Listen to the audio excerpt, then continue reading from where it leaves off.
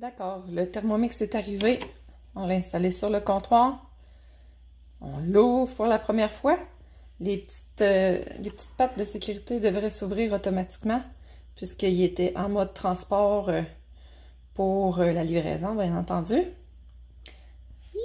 Regarde! Le Thermomix sort de la boîte. Il va y avoir un délai parce qu'il va se mettre à jour. Il va essayer de se connecter sur mon Wi-Fi. On va lui laisser le temps de se réveiller.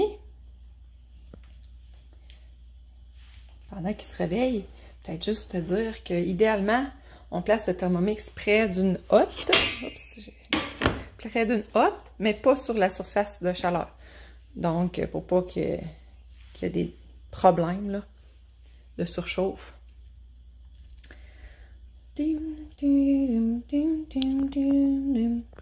Je vais peser sur pause, je crois, le temps qu'il se réveille vraiment comme il faut pour pouvoir poursuivre par la suite. Donc, on voit la progression avec le rond vert qui va se compléter bientôt. Ça a pris un bon 4-5 minutes, donc sois patient. Ça va se faire. On va voir la suite. Voilà. C'est fait. On va me poser plein de questions. J'ai juste à répondre au fur et à mesure. Voilà.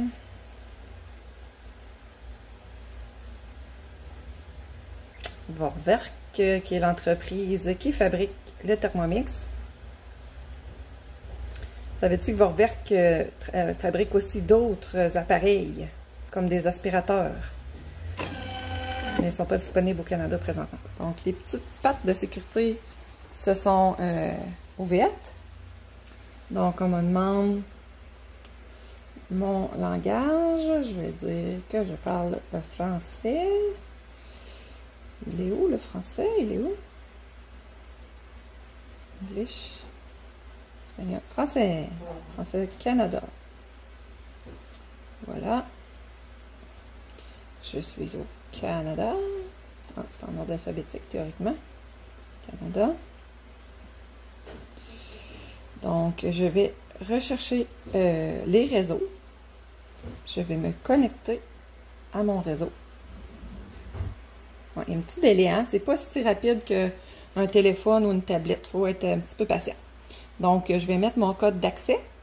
Dans votre cas, vous mettez votre code d'accès qui fonctionne avec votre connexion Wi-Fi et je reviens. Alors, ça y est, j'ai rentré ma clé. La connexion est en cours.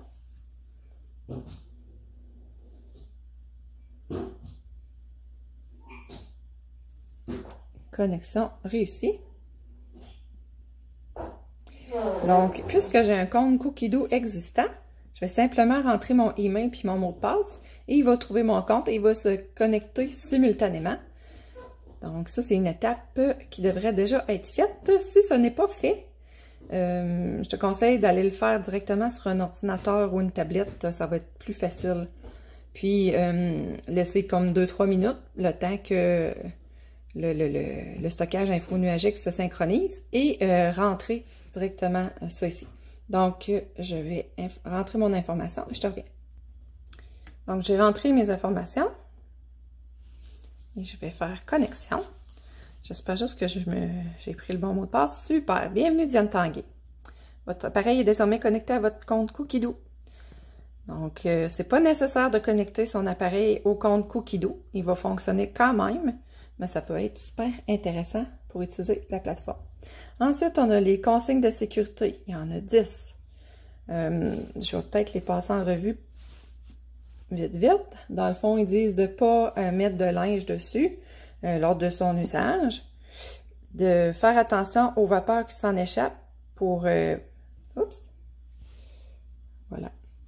Ensuite, on me dit, en tout temps, je peux peser sur le bouton Stop. Il faut mettre le couvercle anti-éclaboussure lorsqu'on fait des hautes températures ou des caramels. Donc, le Thermomix peut prendre feu si on le met trop près d'une source de chaleur. Éviter de remplir et de surcharger le bol de cuisson, le panier de cuisson, pardon. Ici, on dit de surcharger. Il faut éviter de surcharger le bol. Il y a une ligne max sur votre bol. C'est à prendre en considération. De toujours aussi s'assurer que la lame, elle est bien rentrée dans le socle. Donc, ils disent de faire très attention sur le système de cuisson vapeur pour éviter les brûlures, prendre des gants et de lire les instructions dans le manuel d'utilisation.